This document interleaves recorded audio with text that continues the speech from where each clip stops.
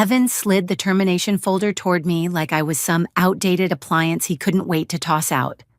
No warning, no gratitude, just a smug speech about fresh leadership and a younger team that would move faster without legacy baggage. I sat there listening to a man who barely understood the systems he bragged about, while the room filled with the kind of humiliation that settles deep in your bones. He truly believed he'd stripped me of everything. He had no idea what I'd quietly built beneath his feet. If you've ever been pushed out unfairly, subscribe and share your story in the comments. Evan always had that polished, almost plastic confidence, the kind that came from never having survived a real crisis, only conference rooms and borrowed ideas. So when he called me into the glass-walled meeting room overlooking downtown Denver, I already knew something was off. He didn't offer coffee, didn't smile, didn't even pretend to care.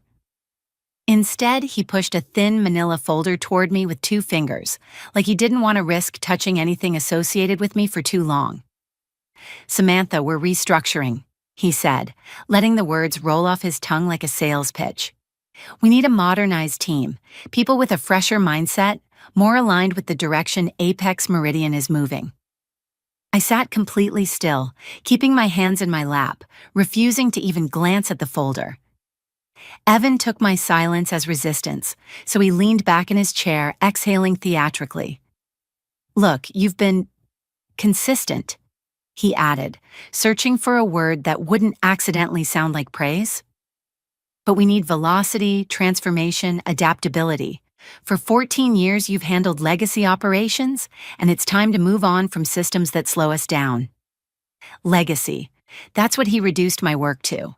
14 years of late nights, holiday outages, last-minute recoveries, vendor collapses I navigated alone, compliance disasters I patched before legal even knew we were at risk, compressed into one dismissive word. Legacy. The irony was that Evan couldn't even define half the systems he dismissed as outdated.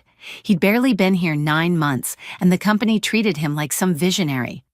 Just because he talked in bullet points and flashy metaphors didn't mean he understood how the infrastructure actually breathed. He didn't know how many times I'd held this place together with nothing but instinct and exhaustion.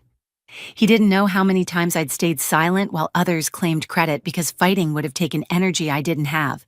And yet here he sat, firing me like I was a decorative lamp they no longer needed. I recognized the performance. He had practiced this. HR had probably coached him. He kept touching his watch, glancing toward the door, waiting for the moment I'd cry or negotiate or plead. That's what they expected from someone like me, a woman over 40, who'd given her life to a company that saw her as replaceable the moment she wasn't convenient. Instead, I gave him the smallest nod, just enough to let him know I had heard him. His expression flickered, just for a second, because my reaction didn't match the script. No protest, no anger, no begging. That unsettled him. He shifted forward, trying to regain control of the moment. "You'll receive a generous severance package," he said, forcing warmth into his tone. "We appreciate your service." Service, like I'd been a waitress delivering uptime on a tray. When he reached out his hand for a shake, I pretended not to see it. I rose, collected the folder without opening it, and headed for the door while he awkwardly lowered his hand. "Samantha," he called after me, raising his voice just enough for the hallway to hear. "This is what happens when someone refuses to evolve." The humiliation was supposed to crush me. Instead, I felt something loosen in my chest. Evan truly believed he was walking me out of the building for good. He had no idea he had just stepped into the one disaster he would never recover from. I didn't go back to my desk right away. I stood in the hallway for a moment, letting the air settle around me, listening to the muffled rhythm of keyboards and distant chatter, the soundtrack of a workplace that never truly saw me. 14 years is a long time to exist in the background of a company, long enough to become part of the walls, the wiring, the heartbeat. No one notices until it stops. People think collapse happens all at once, but it never does. Collapse starts with cracks, quiet ones, cracks I had been patching for over a decade. I remember my first year at Apex Meridian, back when the office was still a cramped converted warehouse with leaky windows and a single overworked server rack humming like a dying refrigerator. I wasn't hired for brilliance or accolades. I was hired because I stayed late enough to see where things were falling apart. And once you see the cracks, you can't unsee them. That sense of responsibility sticks to you like dust. I fixed things no one else noticed. I documented problems no one else cared about.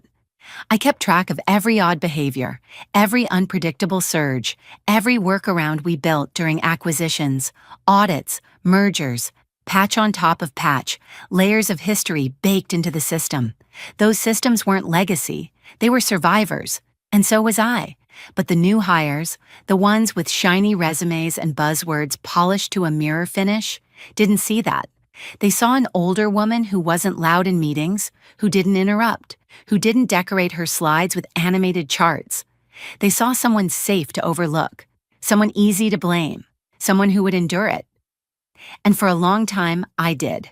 Not because I lacked options, but because walking away from something you've poured your life into isn't simple. People in the comments always say things like, "You should have left sooner." But leaving isn't always about switching jobs. Sometimes it's about releasing the version of yourself that believed loyalty guaranteed safety. That version of me had been fading for years. The signs had been there long before Evan's smug performance today. When they reorganized teams without telling me. When a project I built was suddenly presented by someone else because it looks better coming from him. When a junior engineer once asked me why we still had certain workflows running, despite the fact that his entire job wouldn't exist without them. And the biggest sign, the one that should have snapped me awake months earlier, was the quiet removal of my access to long-term financial planning documents. Nothing triggers a company's true intentions quite like a missing permission. They didn't want my opinion. They wanted me out of the way. And I finally understood something I'd never allowed myself to say out loud. I didn't belong to Apex anymore.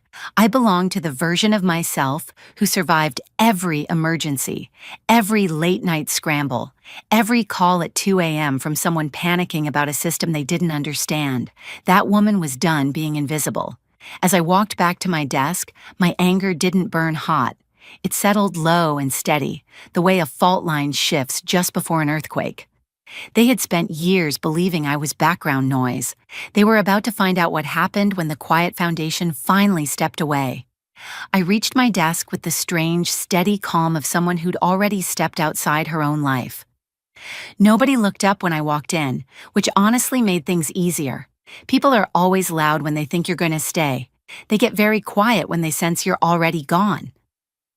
I slid into my chair and opened my laptop, letting the familiar glow wash over me one last time.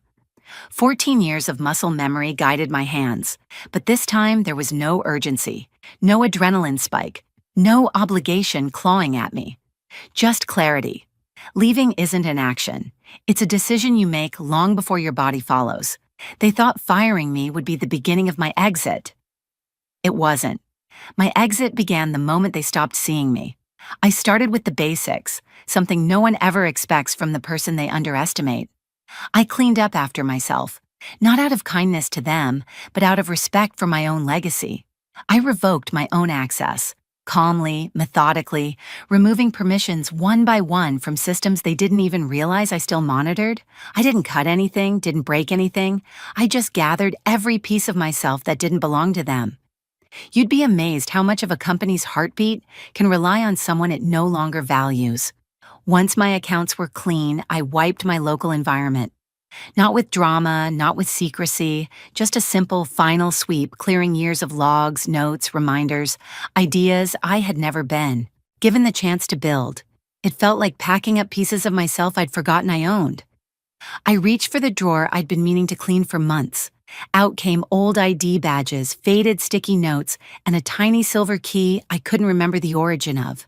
At the bottom was a single yellow sticky note with a message I'd written to myself during one of the worst outages we ever had. If they can't see your worth, stop standing in the dark. I had forgotten I wrote that.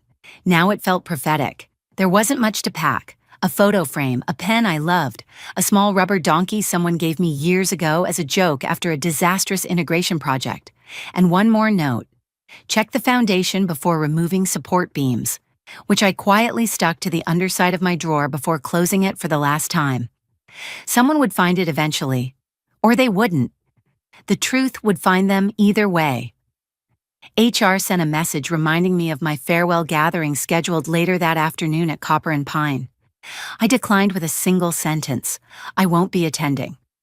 I could not stomach the thought of sitting in a circle while people who hadn't spoken to me in months pretended to be devastated.